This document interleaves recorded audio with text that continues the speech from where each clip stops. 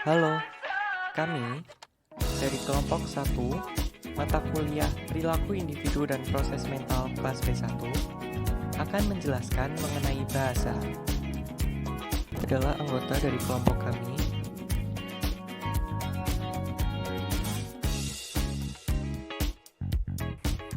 Selanjutnya ada language acquisition. Language acquisition atau penguasaan bahasa terbagi menjadi dua bagian, yaitu nurture dan nature. Bagian nurture adalah penguasaan bahasa yang bersifat bawaan, biologis, juga sosial. Bahasa dikuasai sambil melakukannya atau learning by doing, dan keterlibatan akan orang-orang yang lebih berpengetahuan. Sedangkan nature, menurut Chomsky, penguasaan bahasa adalah suatu yang bersifat bawaan atau innate mechanism. Dalam setiap bahasa, terdapat struktur-struktur yang sangat penting untuk terbentuknya suatu bahasa itu tersendiri. Struktur-struktur itu terdiri dari 3 unsur yang paling penting dalam bahasa. Yang pertama adalah fonem, atau bisa disebut phonological. Fonem berarti bunyi yang berfungsi membedakan makna satu kata dengan kata lain. Contohnya lupa dan rupa, putra dan putri. Kemudian unsur selanjutnya adalah sintaksis atau syntactical atau grammar. Sintaksis adalah susunan dan komponen kalimat. Contohnya dalam bahasa Indonesia adalah subjek, predikat, objek, dan keterangan. Contohnya, nenek melirik kakek tadi pagi. Nenek adalah subjek, melirik adalah predikat, kakek adalah objek, dan tadi pagi adalah suatu keterangan waktu. Unsur selanjutnya adalah semantik, yaitu makna dari sebuah kata. Contohnya, cewek yang memiliki makna yang sama dengan perempuan dan juga wanita.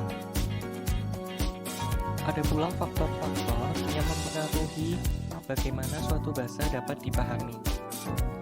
Faktor-faktor itu adalah yang pertama, apakah bunyi dari suatu kata yang diucapkan dapat dibedakan antara satu kata dengan kata yang lainnya.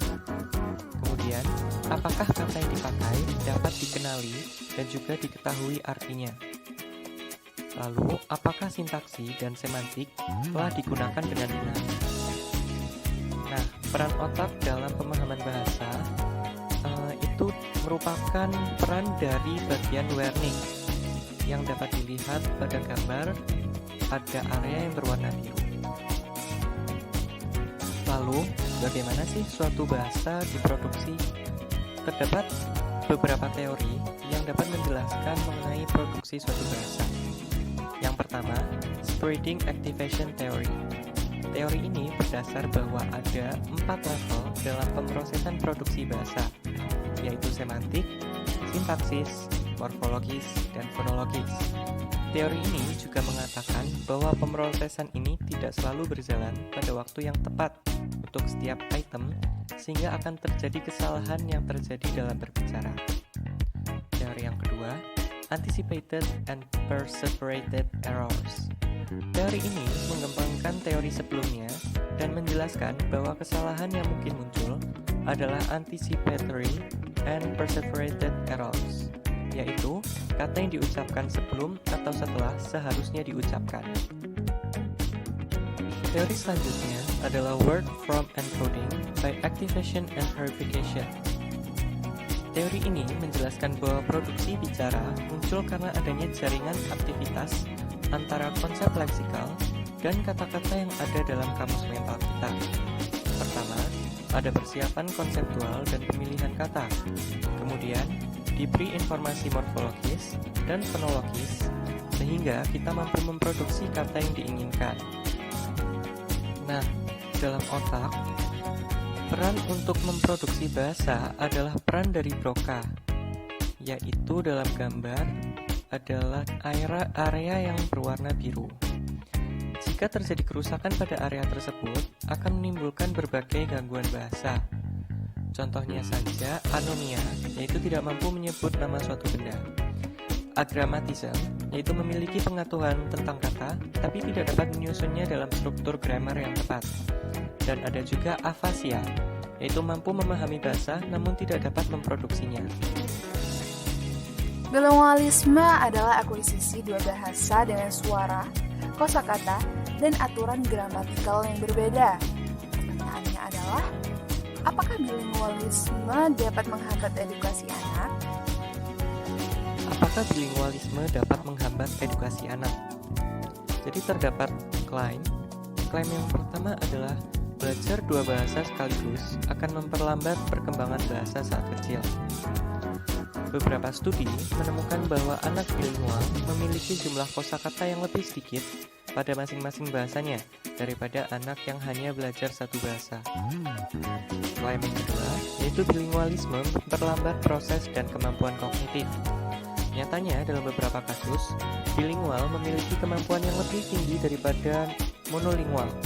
Bilingual juga diklaim mengurangi kemungkinan demensia, lebih mampu berfokus pada tugas, dan juga multitask, serta beberapa keuntungan lainnya. Tetapi, terdapat pula permasalahan yang dialami oleh anak-anak bilingual. Yang pertama, dominasi atau artisi bahasa.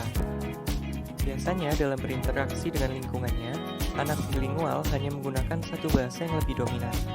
Bahasa yang kurang dominan akan mengalami penurunan. Lalu yang kedua adalah interference. Interference terjadi ketika terdapat kata dalam bahasa pertama yang digunakan saat menggunakan bahasa kedua atau sebaliknya. Hal ini terjadi karena terdapat kerancuan terhadap kedua bahasa tersebut. Membaca adalah kemampuan untuk mengartikan sebuah teks. Dalam membaca, terdapat beberapa proses yang membantu kita untuk memahami suatu teks. Yang pertama, bottom-up processes. Proses membaca diawali dari unit terkecil atau huruf. Misalnya dalam pembelajaran, kita biasa diperkenalkan dengan huruf terlebih dahulu sebelum diajarkan membaca buku. Lalu, proses selanjutnya adalah top-down processes. Pengalaman, pengetahuan, dan ide yang telah kita miliki digunakan dalam memahami bacaan. Proses membaca diawali dengan pengetahuan yang kita miliki, bukan tekstual, atau huruf, kata, dan sebagainya. Proses selanjutnya, interactive processes. Proses bottom-up dan top-down digunakan secara bergantian dalam mengartikan suatu bacaan. Begitulah penjelasan kami mengenai materi bahasa ini. Semoga dapat dipahami dengan baik dan menambah wawasan. Berikut adalah referensi yang telah kami gunakan untuk membuat video ini. Sekian dari kami, terima kasih.